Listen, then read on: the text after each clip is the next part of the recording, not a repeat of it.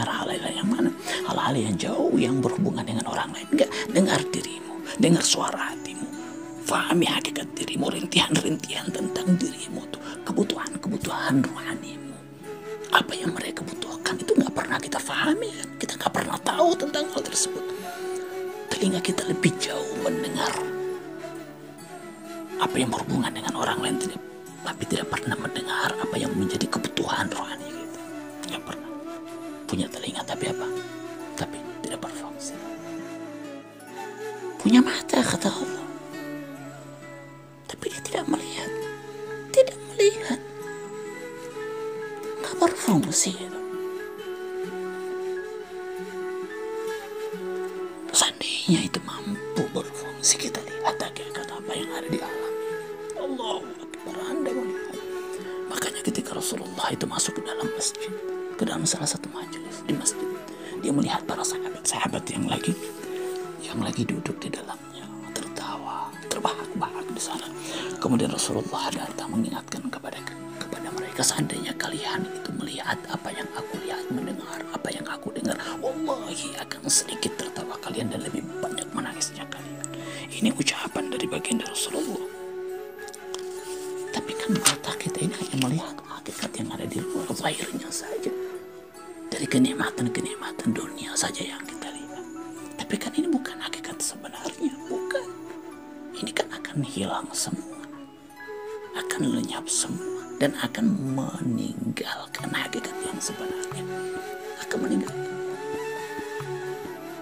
Nah, nanti semua itu akan nampak di alam barzah yang tadinya di sini kita tidak mampu lihat hal tersebut. Di alam barzah semuanya terpampang kepada kita, terlihat kepada kita. Kita di sini tidak mampu melihat, tapi di alam sana ketika fungsi zahirnya tubuh kita ini sudah tidak lagi berfungsi, maka apa? Maka hakikat alam barzah yang mulai akan terbuka. Kita menyaksikan semuanya. Ya Allah, ini ternyata hakikat diri saya. Akan muncul. Makanya di alam barzah itu kita akan melihat siapa diri kita.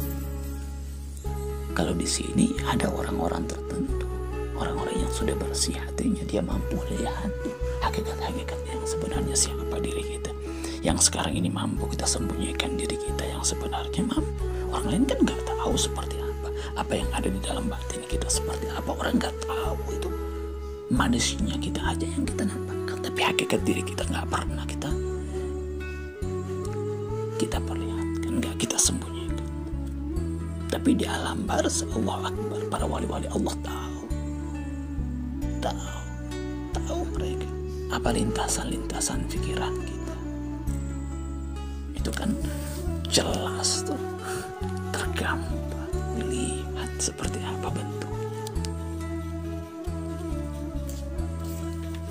Punya hati, tapi tidak memahami apa. Enggak. Yang memahami hanya apanya? Hanya ilusinya saja yang memahaminya, berfungsi alam khayalnya aja. Tapi akalnya, kalbunya enggak berfungsi. Dia nggak tahu hakikat yang sebenarnya. Kalau kalbunya betul-betul berfungsi, dia akan mampu menerima apa yang ada di alam sana. Allah akan mengabarkan kepada dia. Allah yang akan menjadi guru, menyaksikan segala sesuatu seperti apa yang disaksikan oleh para kekasih Allah, seperti para rasul, para nabi. Makanya ketika fungsi kalbunya kita ini benar-benar berperan, kita akan semakin mendekatkan diri kepada Allah. Pengetahuan kita bukan membuat kita jauh, tapi membuat kita dekat. Kenapa? Karena kalbu kita sudah berfungsi. Kita menyadari, kita lihat seperti apa siksaan orang-orang yang tersiksa itu benar-benar kita lihat. Dan kenikmatan-kenikmatan yang ada di alam surga itu benar-benar kita lihat. Seperti yang pernah saya ceritakan pada pertemuan-pertemuan sebelumnya.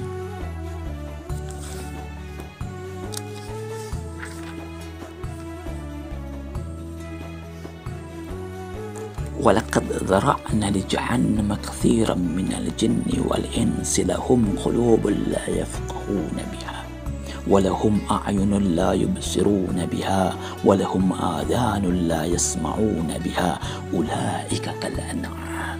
Maka kalau semua ini tidak berfungsi, nggak berfungsi, hanya zahirnya saja. Berarti kalau hanya zahirnya yang berfungsi, berarti hanya sisi yang mana yang berfungsi dari diri kita?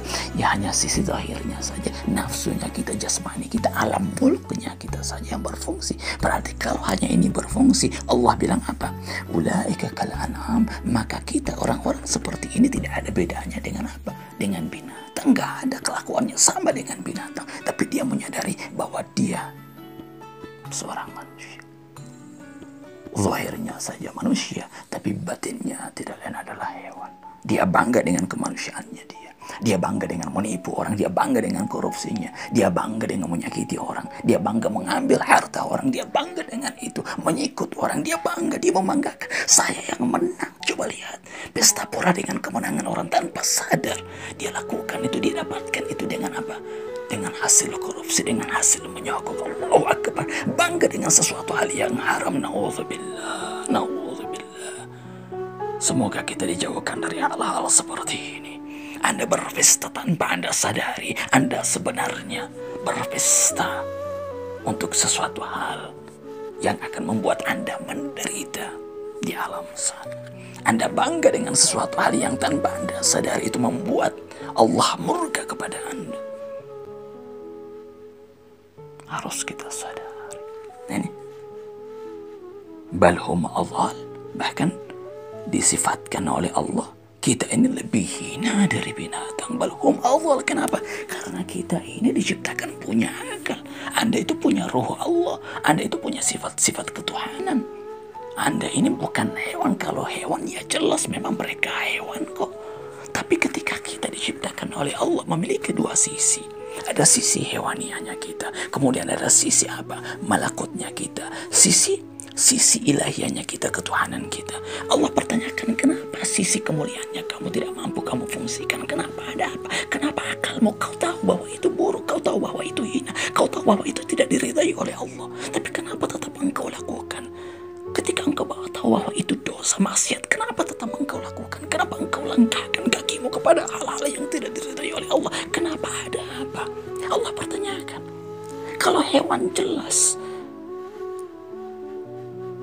Allah Akbar, balhum adhal. Bahkan kalian, kita itu lebih hina daripada binatang.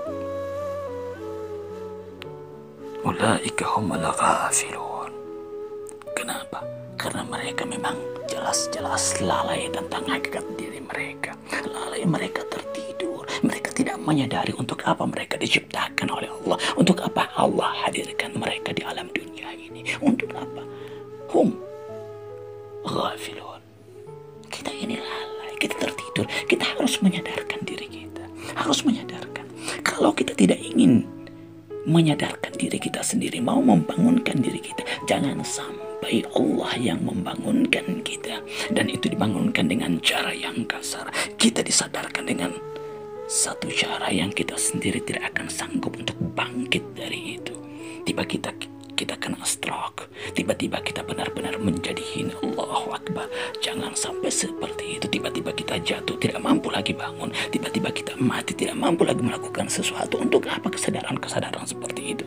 Ketika semuanya terpampang, ketika kita meninggalkan alam dunia ini, ketika kita tidak mampu lagi untuk kembali ke alam dunia, bahkan ketika kita meminta kepada Allah, farji'uni, Allah kembalikan saya untuk berbuat kebaikan. Allah bilang, kalau kamu sudah tidak lagi bisa berbuat apa-apa, enggak, selesai kesempatanmu, selesai, ada batas, tapi kamu tidak memanfaatkan batas-batas yang sudah aku berikan kepadamu.